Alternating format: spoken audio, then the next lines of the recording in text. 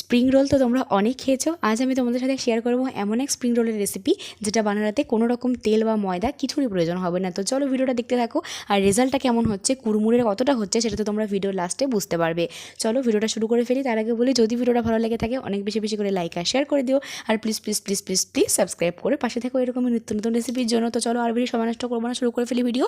প্রথমে পুর বানানোর জন্য সেদ্ধ কর্ন, পেঁয়াজ কুচি, লঙ্কা কুচি, টমেটো কুচি, গোলমরিচের গুঁড়ো, সামান্য লবণ, মেয়োনিজ, চিজ আর একটু টেস্ট মেকার হাফ চামচ দিয়ে ভালো মতো একসাথে মিক্স করে রেখে দিচ্ছি।